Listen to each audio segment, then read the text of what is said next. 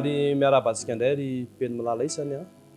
Manaraka izao fotoana izay ifampaherezantsika amin'ny alalan'ny tenin'Andriamanitra izao ny faniriko lala indrindra dia ny mba tsy andalovan'ny fotoana sala amin'izao fotsiny ho fotoana mahazatra antsika fa fotoana izay ahafahantsika manovo hery mandray teny fikasana ary mandray ny soro-dalana izay omena tenin'Andriamanitra mba ahafahantsika mitondra izany fiainantsika izany. Ny lohahevitra izay jerentsika moa anatin'ny fiarahantsika eto mandritry ny herinandro dia hoe tsara Jehova, tsara Andriamanitra, kanefa mialoha indrindra ny idirantsika amin'ny andro faharoa amin'izany fampaherezana izany dia araka hivavaka tsika.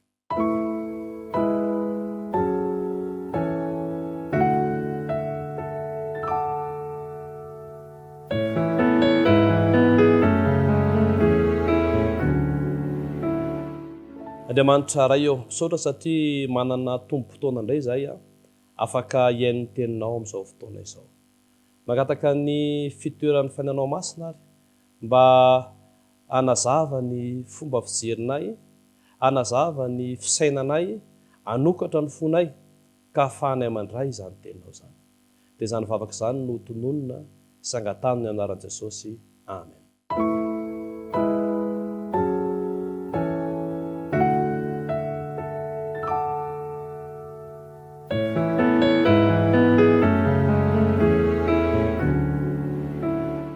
Mantsika dia nahita toko sy andiny anankiray izay miantso antsika hanana fanandramana amin'izany hoe fahatsaran'Andriamanitra izany. Azoko antoka raha tsaina bava malala isany fa nanao izany fanandramana izany ianao androany ary azoko antoka fa naneho ny fahatsarany tamin'ny fiainanao Andriamanitra.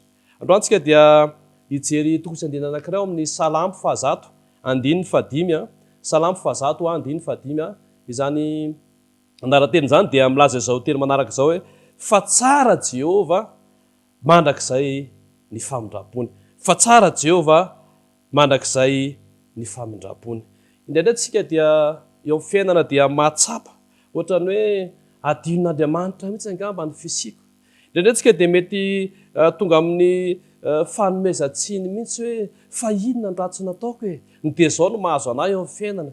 Indraindray tsika dia mety tonga amin'ny fimenomenomana hoe tsy rary mihitsy izao zafa-misy zavatra atrehako izao ry havana. Tsara Jehova, tsy hoe manadino antsika akory izy, tsy hoe manao ny tsy rariny akory izany Andriamanitra izany, fa Andriamanitra mahalala ny fotoana, mahalala ny zavatra izay mahasoa antsika.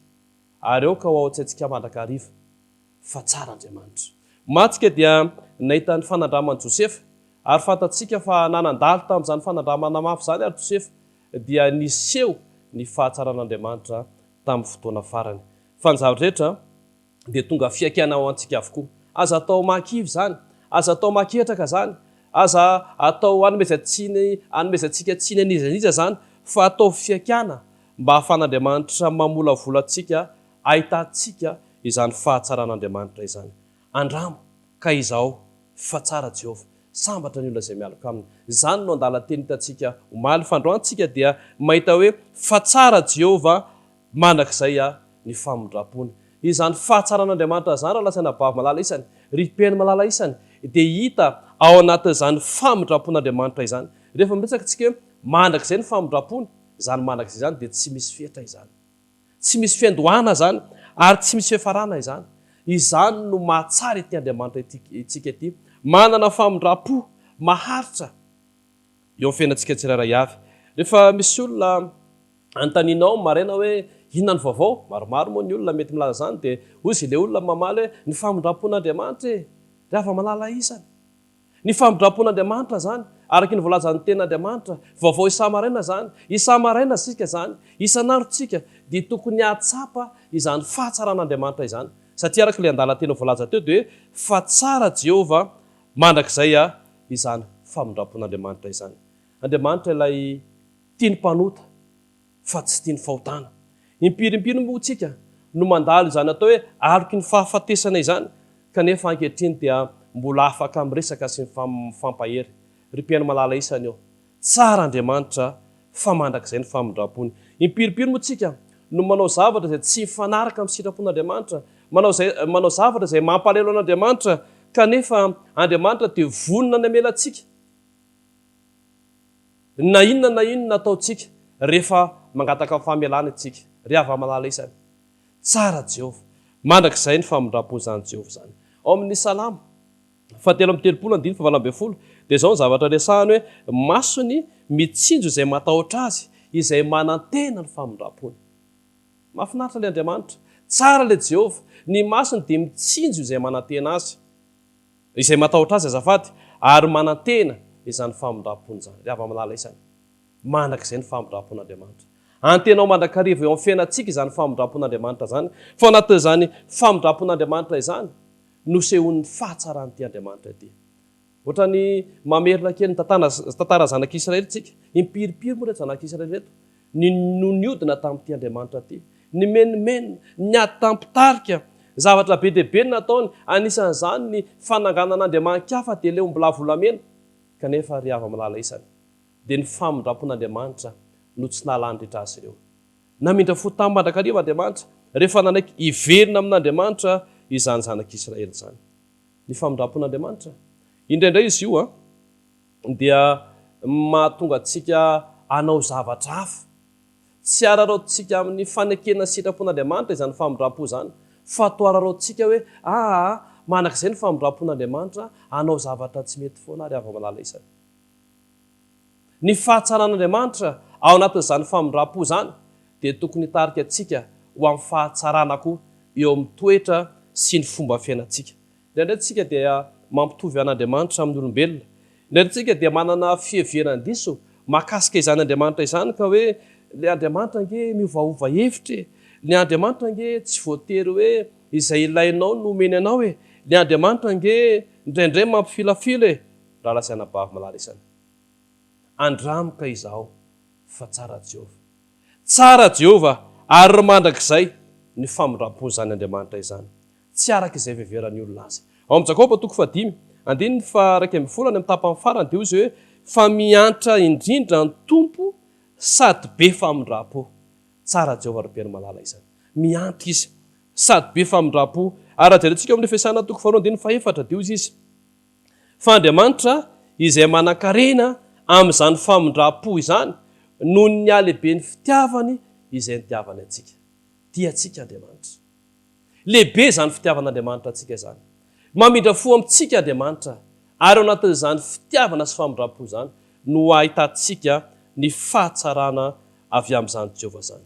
Ny olona dia tsy mahatsapa izany famindram-po izany indraindray, fa ny olona tena mahatsapa ny famindram-pon'Andriamanitra dia mahita ny fahatsarany ao anatin'izany. Tadidiko, tsy ela zay eo amin'ny enim-bolana eo angambany, nandalo accident tamin'ny moto ny tenako, tapaka ny tato amin'ny clavicule tamin'izay fotoana zay, nisy ratra ihany koa zay nahazo, ary ny tena tamin'izany dia atao anatin'ny fangiry firiana, kanefa ny nanakana ireo tômôbila rehetra nandalo, nanakana moto nandalo, satria ny andro moa hariva amin'ny 9 hatramin'ny 7 alina ny janonako teo amin'izany toerana izany, fa tsy nisy nentin'izany nanampy anahy ny olona tamin'izany. Ary ao anatin'izany hirifirin'ny ratra, ao anatin'izany hirifirin'ny fahatapahana izany, dia mbola nomen'Andriamanitra hery, namindran'Andriamanitra fo ka afaka nanamboatra izany moto izany mba ahafahana mitondra azy eo amin'ny tanàna izay akaiky indrindra.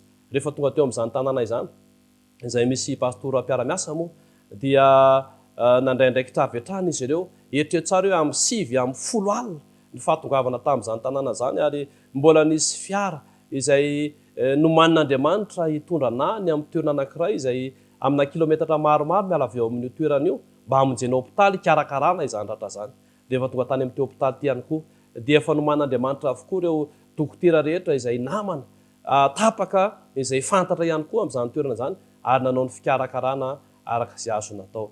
Ry hava-manala isany, raha ny accident no resahana, dia be dia be ny olona maty tratran'izany accident moto zany, kanefa ankehitriny mbola afaka miresaka aminao, mbola afaka mampahery anao, ary afaka milaza aminao fa tsara Jehova.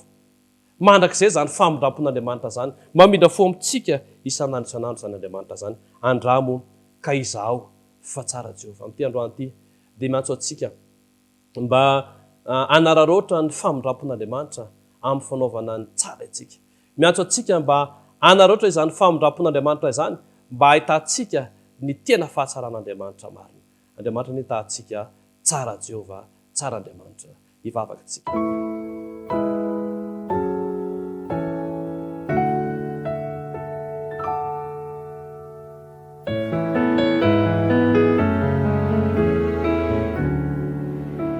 Andriamanitra raha eo, misaotra anao satria tamin'ity androany ity dia nomenao lesona indray fa ianao dia be famondrapo.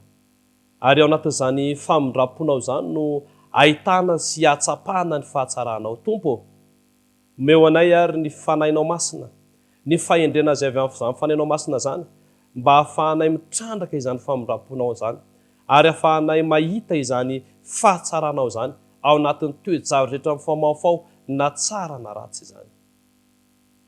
Tompo Andriamanitra eo, misy mananteny izay fa miasa aminay ny fanahinao, ary izay anaika izany fanahinao masina izany, ka ho tonga fanandramana eo amin'ny fiainanay ny fitrandrahana ny fahatsaranao.